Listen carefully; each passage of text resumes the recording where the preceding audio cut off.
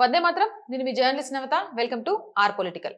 తమిళనాడుకు చెందిన సిపిఐఎం నాయకులు తిరుప్పూర్లోని 100 ఏళ్లకు పైగా చరిత్ర కలిగిన కుమరన్ కుండ్రు మురుగన్ ఆలయ తలుపులను పగలగొట్టి ఆలయ భూమిని ఆక్రమించుకున్నారని సమాచారం.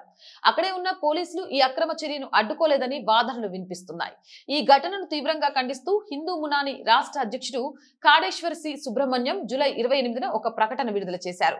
కేసుకి సంబంధించిన వ్యవహారం కోర్టు పరిధిలో ఉన్నప్పటికీ కమ్యూనిస్టు నాయకులు ఆలయ గేటు తాళాలు పగలగొట్టి ఆక్రమణకు పాల్పడేందుకు యత్నించారని ఆయన తీవ్రంగా విమర్శించారు.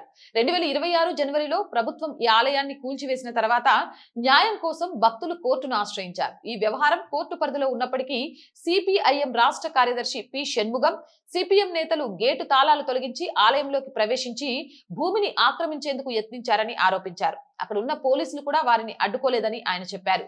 హిందూ మునాని నాయకుడు మాట్లాడుతూ కేసు కోర్టు పరిధిలో ఉన్నప్పుడు సిపిఐఎం నాయకులు ఈ విధంగా ఎలా ప్రవర్తిస్తారు? వారు అధికారంలో ఉన్న కూటమిలో భాగమైనందుకే ఆలయ భూమిని ఆక్రమించడానికి అంత ధైర్యం వచ్చిందా?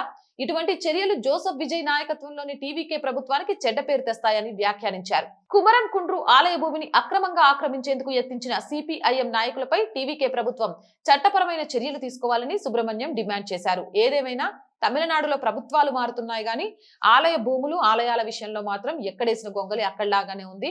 వాటి మీద జరుగుతున్న దాష్టికాలు ఏ మాత్రం కూడా తగ్గటలేదు. అవునంటారా కాదంటారా? మీ అభిప్రాయం కామెంట్ చేయండి. జై హింద్, జై భారత్. అండ్ మోర్ వీడియోస్ కోసం R group of channels, R voice, R political, R Sanskriti channels ని వెంటనే సబ్స్క్రైబ్ చేయండి. కంటెంట్ బాగుంది అనిపిస్తే లైక్ చేయండి, షేర్ చేయండి. ఆర్థికంగా ఆర్ వాయిస్ కి సపోర్ట్ చేయాలి అనుకుంటే సబ్స్క్రిప్షన్ పక్కనే జాయిన్ అనే బటన్ ఉంది. 1 to 5 లెవెల్స్ ఉన్నాయి. ఏదో ఒక లెవెల్లో సపోర్ట్ చేయండి. లేదా స్క్రీన్ మీద గూగుల్ పే, ఫోన్ పేతో పాటు అకౌంట్ డీటెయిల్స్ ఉన్నాయి. మీకు తోచిన సహాయాన్ని అందించండి. వ్యాపార ప్రకటనల కోసం 8328500576 నెంబర్ ని సంప్రదించండి. జై హింద్, జై భారత్.